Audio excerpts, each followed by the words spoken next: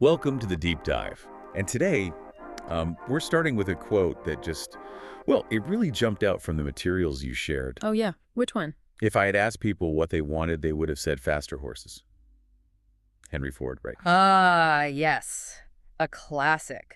It's such a perfect way to think about innovation, isn't it? People usually ask for improvements on what they already know. Exactly. They don't necessarily imagine something totally different. Right, like you wouldn't think car if all you knew were horses. Precisely.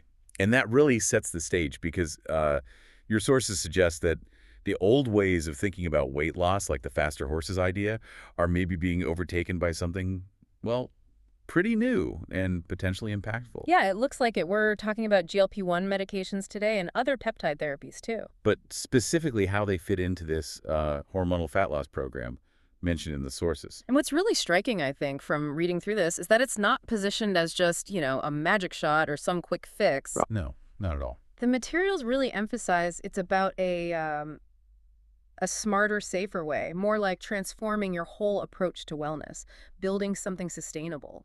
And they hit on something key for a lot of people, those cravings, Mhm. the appetite.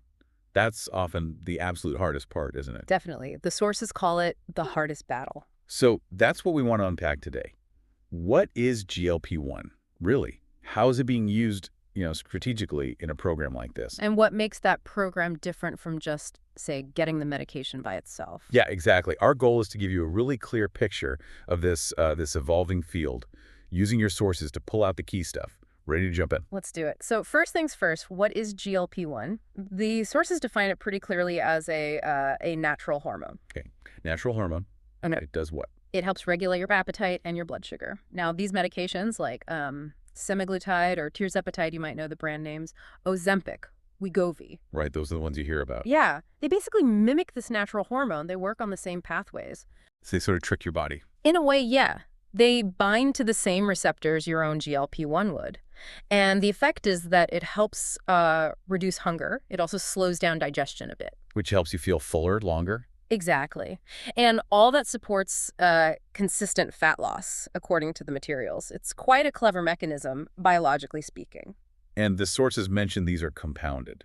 What does that mean here? Right, good point. Compounded basically means a specialized pharmacy makes the medication specifically for a patient. Maybe the exact dose needed isn't commercially available or something like that. Ah, okay. So it allows for more personalization. Precisely. They mention the doses are customized, and importantly, you can't just, order it online. There's a telehealth consultation required. With a medical team to make sure it's safe and appropriate for you. Yes, exactly. Safety first. Yeah. And then, if approved, it's shipped right to your home. With instructions on how to self-administer, presumably injections. Yeah, typically injections with clear instructions. Okay, what about side effects? Always a big question. The sources describe them as generally mild and temporary. Things like maybe some nausea, feeling less hungry, obviously, maybe a bit of fatigue. And they manage this how? They emphasize using a low-dose approach specifically to minimize those side effects, letting the body adapt. Plus, there's ongoing support. Okay, now this next point feels really, really important based on the sources. This idea that GLP-1 isn't meant to be lifelong. Yes. This seems absolutely central to the philosophy described. It's not presented as a permanent solution you stay on forever. Which is kind of counterintuitive, maybe. Why stop if it's working? Well, the sources tackle that head on. They state that most people regain weight after GLP-1. Oh, okay. Not because the meds stopped working, but because nothing else changed. That's the key phrase. The underlying habits, the lifestyle, that didn't shift. And the program says, we refuse to let that be your story. Pretty strong statement. Very strong. It really sets the expectation. So if it's not lifelong, what is its role then? How do they frame it? They position it as a short-term tool, a tool specifically to help you adhere to the process of rewiring your habits. So it gives you a window, a chance to actually build those new patterns without the constant battle against cravings. Exactly.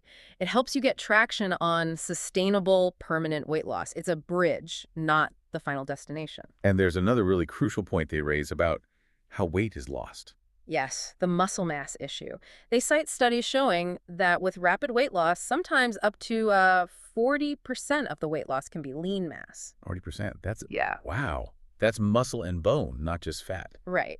And that's obviously not ideal, so the program's goal isn't just making the scale number go down. It's about body composition. Totally. They say the goal is to help you feel strong, energized, confident, and in full control of your body.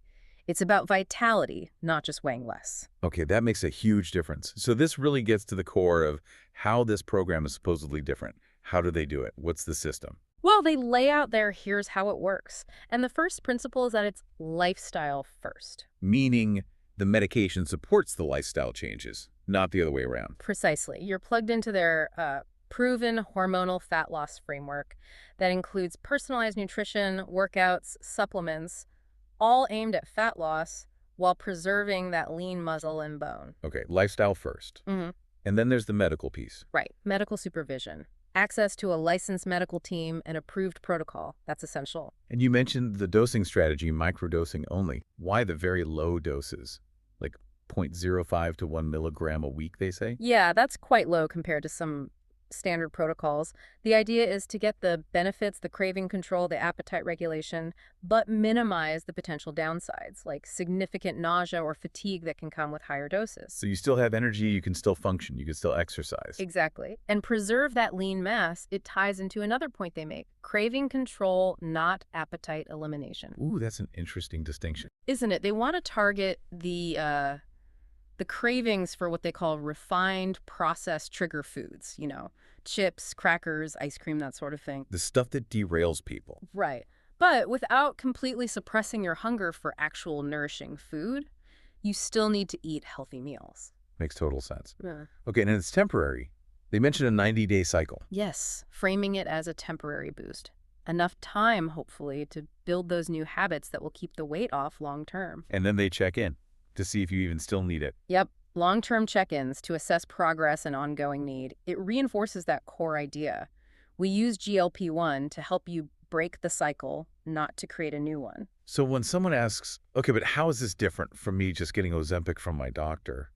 What's the answer, according to these sources? The answer is the whole system. It's not just the medication. It's the personalized meal plans, the fitness guidance tailored to you, the tracking, the support, the medical access, motivation, even a community aspect they mention. It's the entire package designed for sustainable change. That's the argument, yes. Which leads back to that crucial question. Will I gain the weight back when I stop? And their answer is pretty direct. Not if you approach it the right way. Meaning, if you use that 90-day window, or however long you use the tool, to build that solid lifestyle and metabolic foundation. So the foundation is what keeps the weight off even after the medication stops. That's the goal. And exercise is a big part of that foundation, right? Oh yeah, absolutely. They say absolutely, and you should. The fitness plans are apparently designed to match your energy levels while on the meds, preserve muscle, and boost metabolism. Good. And they even address people who might have tried these meds before without success. They do. They say, essentially, that these meds work best with structured lifestyle support. Which just circles back to the main point. The medication is powerful, but it needs the right context, the right support system to really deliver lasting results. It's a catalyst, not the whole reaction. Well put. Now, the sources also get into peptides more broadly, which is interesting. Yeah, they call them little messengers or light switches. Short chains of amino acids, apparently. And they signal specific functions in the body, like burning fat or maybe building muscle. And how are these typically delivered? You mentioned injections earlier for GLP-1. Yeah, mostly injections for peptides in general. Small ones, often like insulin pens, pretty painless. And why injections? Why not just a pill? Because the digestive system is pretty harsh. It breaks down proteins and peptides.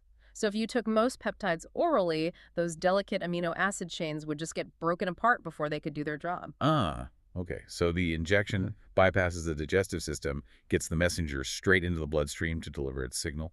Makes sense. Exactly. And then they talk about synergy combining GLP-1 with other specific peptides, like sermorelin and NAD plus Ki. Right. What do those do in this context? Well, sermorelin is mentioned as stimulating your body's own natural growth hormone production. Okay, and that helps with... Things like preserving muscle, boosting fat metabolism, maybe improving sleep and recovery. And NAD plus SAC. That sounds familiar. Yeah, NAD plus is a coenzyme, super important for cellular energy. It helps boost mitochondrial function, can improve brain clarity, and potentially counteract some of that fatigue people might feel. So combining these could potentially lead to like better energy, more efficient fat loss, and better muscle protection all at once. That's the idea, a more complete and sustainable transformation, as the sources put it, tackling things from multiple angles. And it's not just about weight, is it?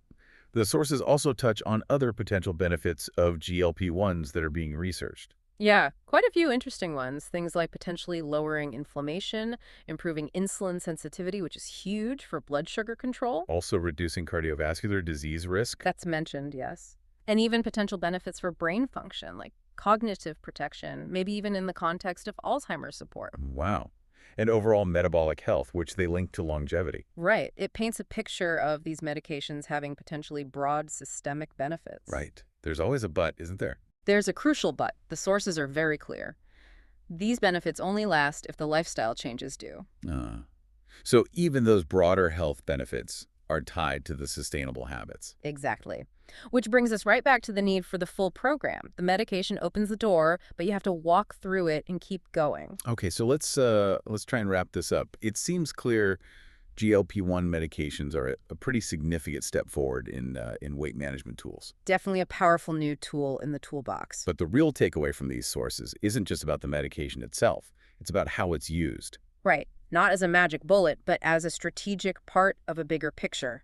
A comprehensive, medically supervised program that focuses squarely on changing habits for the long haul. The goal being sustainability and empowerment, helping you as the listener feel in control again, building a body and a lifestyle that really lasts. Truly yours for life, as they put it. It really is a fascinating shift, using this advanced science not just to treat a symptom, but to create the space for fundamental behavior change. Yeah, it's a different way of thinking about it. Which kind of leaves us with a final thought, something maybe to chew on. If these kinds of medications can act as a sort of temporary breathing room, a way to lower the barrier to changing really deep-seated habits around food and activity, Mm-hmm. what other areas of our life, other ingrained habits or struggles might benefit from a similar approach? Some kind of short-term tool, maybe technological, maybe biological, maybe something else entirely, that gives us that crucial space and control needed to build lasting positive changes. That's a really interesting question to ponder. Where else could that principle apply?